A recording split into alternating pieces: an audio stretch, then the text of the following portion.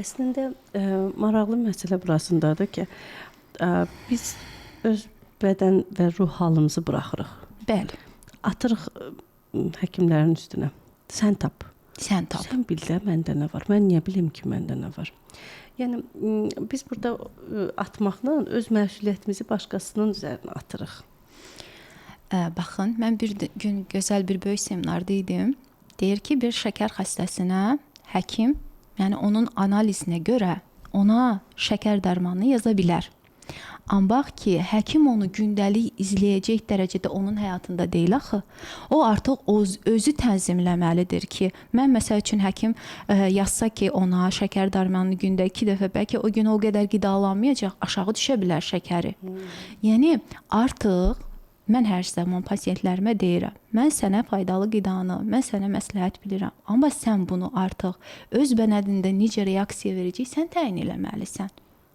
Sən yaşıl çay deyək, çox faydalıdır. Açsanız hər yer deyəcək, pasiyent var, yaşıl çay içir, panika yüksəlir göyə. Faydası var axı bunun. Yəni baxır kimə, nəyə görə. Məsəl üçün deyir ki, yüksək dərəcədə karbohidratlarla qidalanmayın. Baxır kimə görə, nəyə görə. Həzm prosesi zəif olan adam, xəstəlik keçirən adam karbohidratı yeməlidir ki, o toparlansın, o ayağa qalxa bilsin. Yəni sən bir başqasına təyin elədiyin qidanı o başqasına verə bilmərsən. Barmaq izi eyni olduğu kimi hər kəsin mikrobiotası da hər bir kəsin fərqli olur.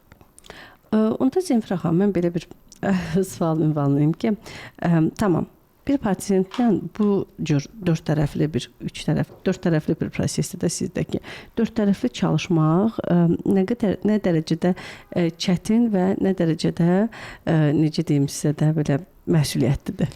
Mənə deməzdim çətindir. Çünki mən qəbul elədiyim pasiyentdən nəticə istəyirəm axı artıq. Mən nəticə almaq üçün də mənə deyirəm axı, mənə müəyyən səviyyə çatmış insan müraciət eləməlidir ki, mən onunla işləyə bilim. Çəki səbəbi də onun. Yəni orada mən onun üçün nəfəsi verməsəm çəkini ələ ala bilmərəm. Nəfəs texnikasını eləməlidir. Miqrendə nəfəs olmasa olmaz. Panik atakda nəfəs olmasa olmaz. Məsəl üçün yoga deyirik də, kundalini yoga. O qədər möhtəşəm bir şeydir ki, Aytan xanım, zehinlə bədənin balansıdır. O qədər möhtəşəmdir ki, şuuraltı terapiya deyirik.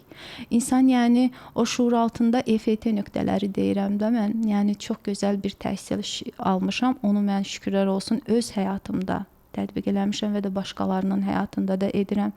Əsas odur ki, onu bir dəfə öyrənirsən və həyatın boyu davam eləyirsən.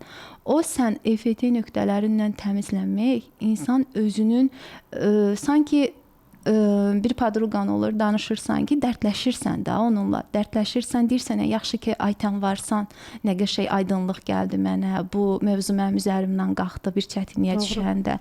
Həmən o EFT nöqtəsi də özünlə danışırsan, sanki özünlə söhbət eləyirsən və də orada həqiqətən də insan aydınlığa çıxır. Nəyə dürüstlük yaranır da. Bəzən insan özünü özündən gizlədir, xəbəriniz var ondan. Bax, ən gizli məqamdır o. Özünü özündən gizlədən insanlardan mən qorxuram. Qorxuram yox, işləməkdə nəticə almaqdan qorxuram. Özünü özündən, pasiyent var, deyir ki, mənim həyatımda bir dənə problem var, mən o həyatı problemi özümdən də gizlədirəm. O çıxıb getsin, yaddaşımda qalmasın. Olmur axı. Yəni o sən ifadə, bu ifadə danışmaq, mən burada danışıram, Aytan xanımın yadında həmişə qalacaq. Və siz danışırsınız, mənim yadımda Aytan xanım qalacaq. O ifadə, o eşitmək, bunlar boş deyil, dad bilmək deyil. Yəni bunlar hamısı təmizlənmə prosesidir. Yəni hər bir pasiyentə başqa bir terapiya növü veririk, sadhu.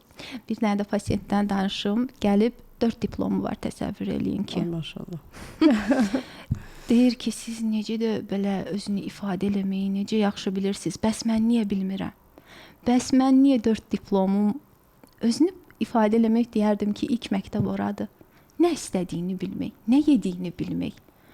Baxın, proqram əsasında sənin düzdür bir proqramın olsun. Olsun. Ancaq ki, o gün biraz görsən onun bədənin ona razıdırmı sənin?